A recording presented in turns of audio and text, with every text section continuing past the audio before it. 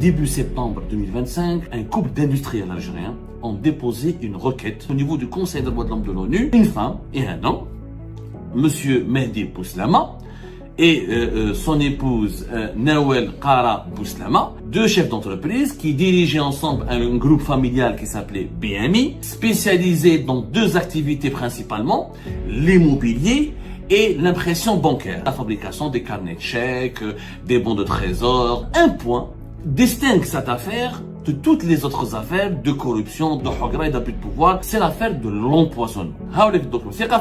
Intoxication au cyanure d'hydrogène injecté il y a 4 mois. Ça veut dire quoi? Ça veut dire qu'il y a eu un empoisonnement au cyanure.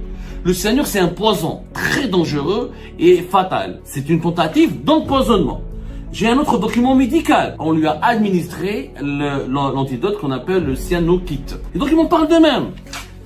C'est une tentative d'empoisonnement. Elle a demandé à son avocat de saisir le procureur de la République près du tribunal de Belmondraïs. En dépit de ces documents, il n'a jamais voulu ouvrir une enquête. Si cette personne a pu survivre, combien d'autres personnes ont été victimes de ce procédé à Alger et en Algérie? Comme les autorités algériennes n'ont pas voulu enquêter, maintenant le dossier est l'ONU. là. Les découvertes que nous avons pu identifier ou les conclusions auxquelles nous avons pu aboutir lors de notre enquête sur un dossier qui a émergé dans un silence totalement étrange et dans la plus grande indifférence au niveau du Conseil des droits de l'homme de l'ONU. Début septembre 2025, un couple d'industriels algériens ont déposé une requête. C'est pas une plainte, encore une fois. Je suis désolé de me répéter parce qu'il faut que j'explique à nos concitoyennes et à nos concitoyens que le Conseil des droits de l'homme de l'ONU n'est pas un tribunal. C'est une instance qui relève des Nations Unies, basée à Genève, dont la mission est de promouvoir et de protéger les droits humains à travers le monde. Il faut savoir que les États membres des Nations Unies, tous les États membres des Nations Unies, pratiquement, sont signataires d'un accord ou d'un protocole. Un protocole international qu'on appelle le Pacte international relatif aux droits civils et politiques, qui a été ratifié par l'Algérie en 1989. Et ce protocole relatif aux droits civils et politiques engage l'État algérien à respecter quelques principes élémentaires. Ne pas torturer les citoyens, ne pas les affamer, ne pas les tuer, ne pas les condamner à une détention arbitraire sans qu'il y ait un procès équitable, ne pas les priver de leur propriété privée, ne pas les violer ou les violenter ou les priver de leurs droits les plus élémentaires.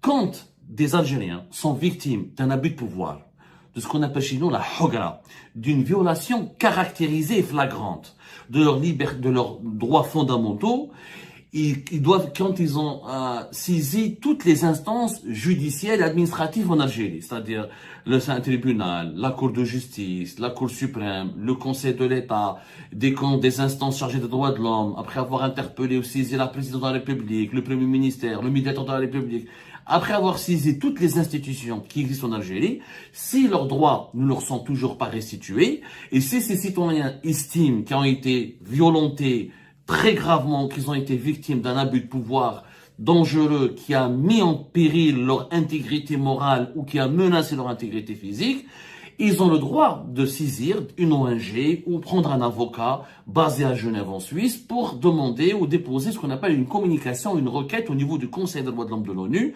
qui lui va enregistrer cette requête pour diligenter une enquête sur ces violations des droits humains. Il va auditionner les représentants de l'État algérien, leur demander des comptes, leur demander des explications pour ensuite il va rendre un avis. Dans cet avis, généralement le Conseil des droits de l'homme de l'ONU condamne l'État algérien, il lui demande de réparer rapidement les injustices qui ont été infligées à ses citoyennes et citoyens.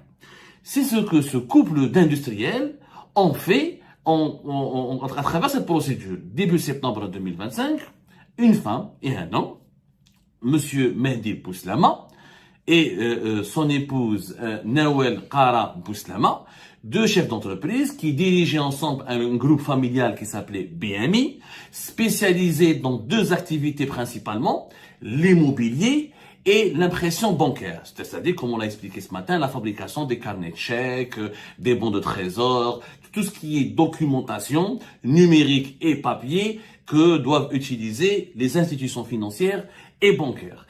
Ce couple ont épuisé, comme le stipule la réglementation des Nations Unies, toutes les voies juridiques, judiciaires et légales en Algérie.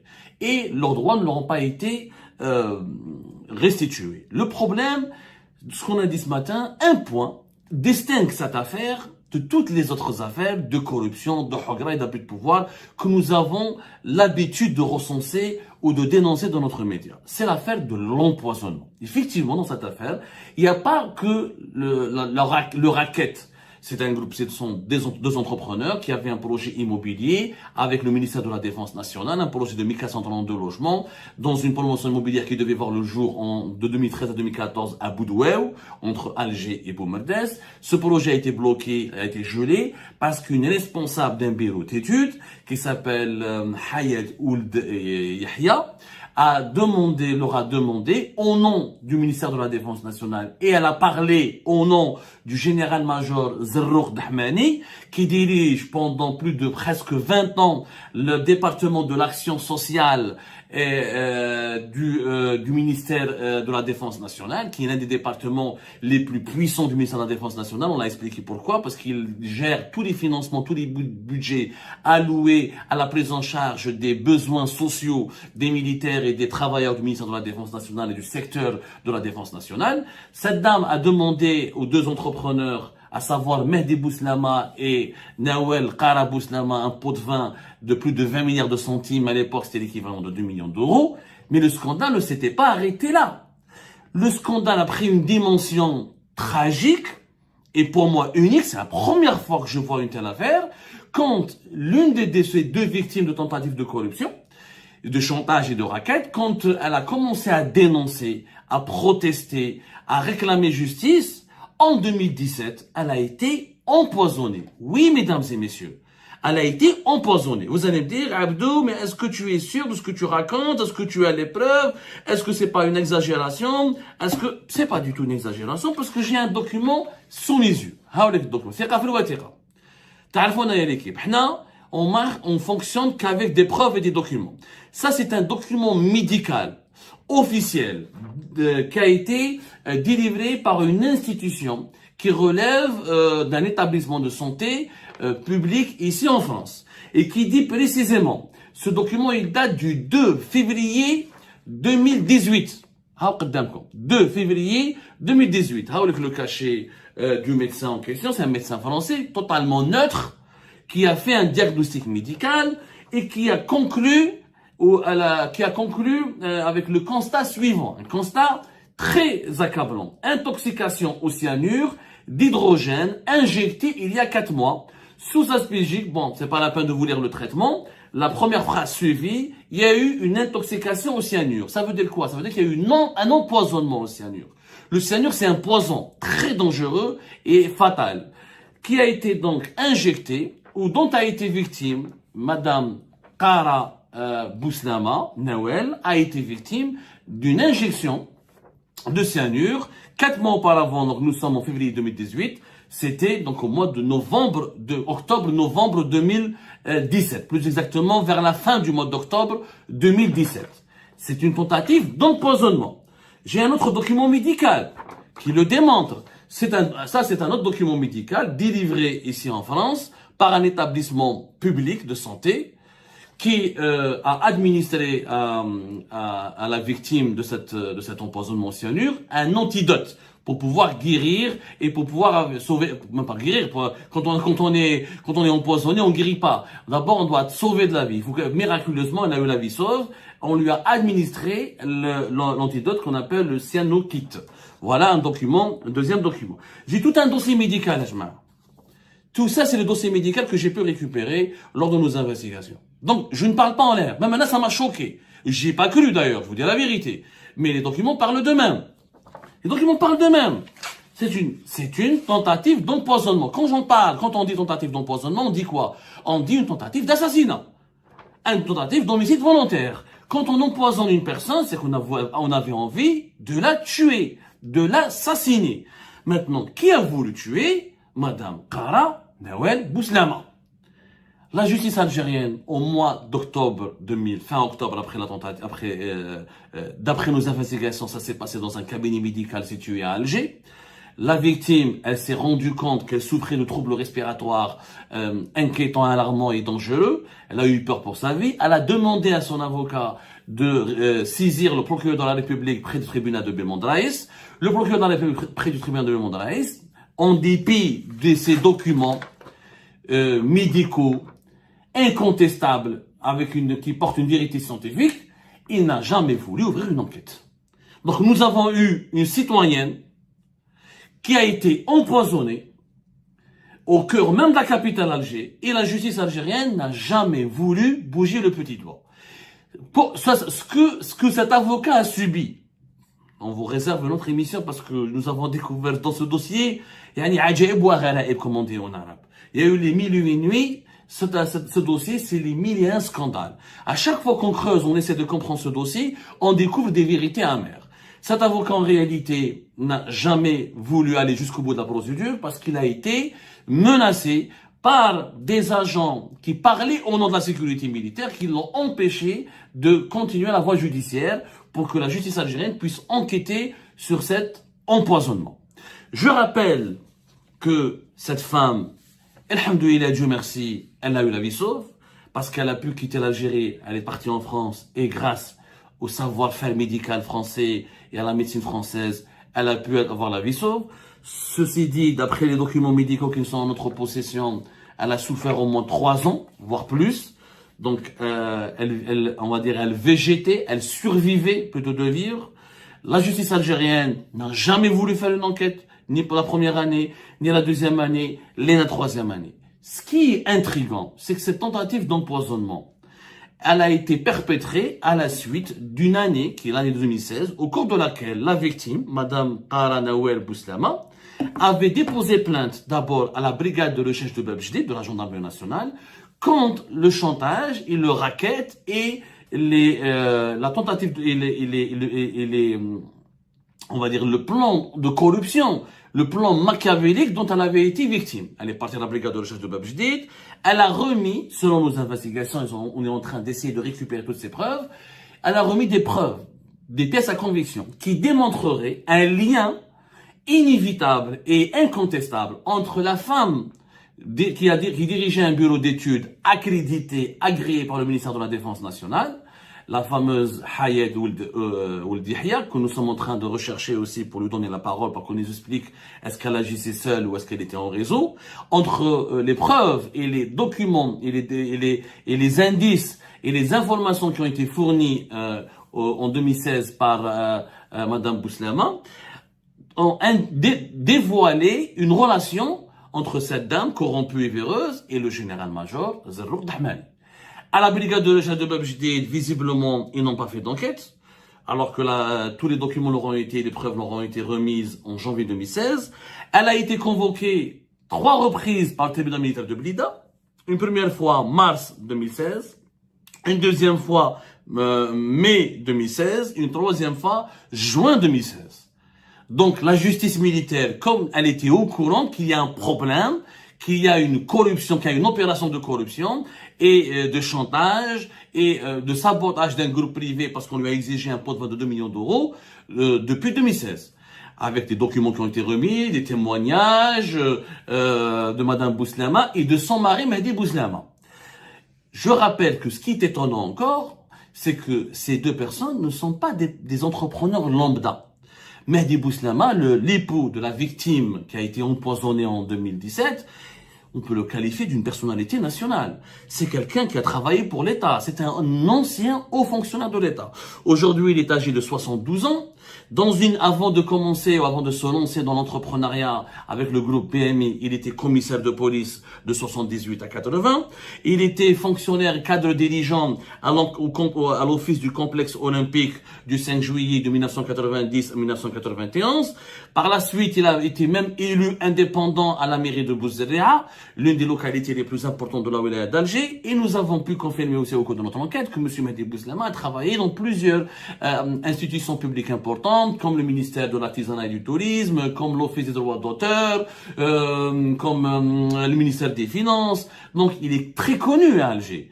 Je rappelle que les 2 personnalités, à savoir M. Mehdi Bouslama et son épouse, Qara Nawel Bouslama, ont créé et fondé une association patronale prometteuse au début des années 2000. C'était la FINA, la Fédération industrielle nationale algérienne. Donc, ils l'ont mise en place, ils l'ont créée. Il y a eu pas mal d'activités au début des années 2000 avec des ambassades étrangères comme l'ambassade de France, avec des industriels locaux. Il y a les Haddad, les Rabrab, tout ça. Il y a eu le prix des meilleurs industriels. Donc, ils étaient très engagés dans la vie économique. Donc, c'est pas des petits entrepreneurs qu'on aurait pu des personnalités entièrement méconnues. Ils avaient leur propre contact au sein du pouvoir algérien. Ils ont demandé des interventions à des très hauts niveaux, au niveau de certaines institutions sécuritaires, comme au niveau de certaines institutions politiques, comme au niveau de certaines institutions juridiques et judiciaires. Ils ont créé leur détresse, leur ras-le-bol, de 2013 jusqu'à 2017, pendant 4 ans. Ces deux personnalités qui étaient quand même des entrepreneurs, qui ont réussi, qui étaient à la tête d'un groupe privé. C'est-à-dire, j'imagine, même pas si c'était des simples citoyens ou là des simples vendeurs de légumes, ou là comment ils les ont écrasés. Ils ont épuisé toutes les voies, ils ont sollicité tout le monde. Et malgré cela, non seulement la justice n'a pas été faite, aucune enquête n'a été diligentée, le tribunal militaire de Blida n'a jamais inquiété le général-major Zerouk Tahmani. Moi, je suis pas en train de l'accuser pour dire que c'est lui qui était le responsable de tout. Mais à la moindre des choses, il doit fournir des explications. Le département de l'action sociale, c'était lui le maître d'ouvrage de ce projet immobilier qui est à Boudoué. C'est lui qui avait désigné ce bureau d'études, véreux et corrompu, qui avait exigé un pot de vin à 2 millions d'euros. Il a été saisi à maintes reprises, en 2014. Et on en parlera dans une autre émission. On a des détails très concrets, très troublants, concernant le rôle qu'a joué monsieur, général Zerouk Tahmani, le général-major. Il n'a jamais voulu bouger le petit doigt. Donc, où c'est cette forme d'immobilisme, elle peut être interprétée comme étant une forme de complicité. Quand vous avez des entrepreneurs, un projet immobilier habs, bloqué, saboté, un groupe privé qui s'effondre, des entrepreneurs qui déposent plainte, les plaintes ne sont pas traitées, ni par le tribunal militaire, ni par le tribunal civil, c'est qu'il y a quelque chose qui se passe, c'est qu'on n'a pas envie on n'a pas envie de mettre en cause ou d'arriver ou d'identifier les véritables responsables de cette opération de corruption, qui s'est transformée par la suite en une opération d'assassinat. J'ma'at al-khair, samhouli. J'ai jamais un empoisonnement. C'est la première fois que nous avons une preuve scientifique, médicale et incontestable qu'il y a eu un empoisonnement au cyanure. Si cette personne a pu survivre, combien d'autres personnes ont été victimes de ce procédé à Alger et en Algérie? On a le droit de se poser des questions maintenant. Cette dame, elle a eu, peut-être c'est une miraculée, elle a eu une deuxième chance. Mais combien de personnes? Donc je m'interroge, à partir du moment que la justice algérienne n'a pas voulu ouvrir une enquête. Qui va? Un empoisonnement au cœur de la capitale contre une personne qui a déposé un dossier accablant contre une véritable opération de corruption qui mêle des responsables du ministère de la Défense nationale et un bureau d'études véreux. Et une année après, 3 ans après avoir révélé ce scandale, elle finit empoisonnée. Donc on a voulu la faire taire. C'est des conclusions. Je n'ai pas de preuves matérielles. Mais il y a quand même une conclusion. Pourquoi on aurait empoisonné une chef d'entreprise qui a elle-même été victime d'une tentative de corruption, de chantage et qui a été de racket. Normalement, la justice et les services de sécurité devraient être de son côté, la protéger. Au contraire, on ne l'a pas protégée. Qui a voulu l'empoisonner? Qui a voulu la tuer? Qui a voulu l'assassiner? Et pourquoi il n'y a jamais eu d'enquête en Algérie? Comme les autorités algériennes n'ont pas voulu enquêter, maintenant le dossier est l'ONU. Maintenant, l'État algérien doit s'expliquer au Conseil des droits de l'homme de l'ONU. Il doit s'expliquer. Protéger la vie d'un citoyen fait partie de ce que j'ai appelé tout à l'heure les fondamentaux du droit international. Et dans le monde dans lequel nous vivons, c'est pas une jungle. L'Algérie, comme je l'ai dit, elle a signé en 1989 le protocole du pacte international relatif aux droits civils et politiques. En 1989, donc l'Algérie, l'État algérien a comme responsabilité, comme devoir de garantir le droit à la vie à ses concitoyens. Le droit à la vie n'est pas plus sacré. La femme, ils ont voulu la tuer.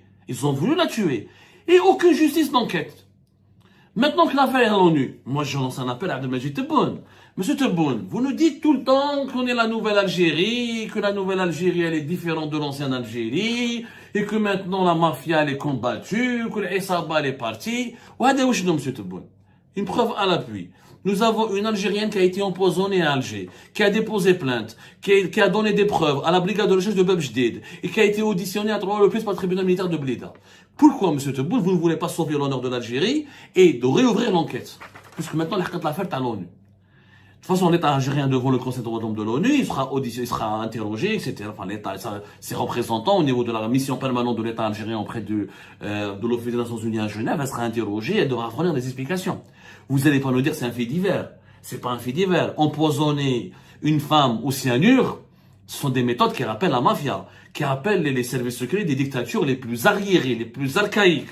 C'est une tentative d'assassinat d'une froideur implacable, qui rappelle encore une fois les méthodes sales des régimes les plus criminels au monde.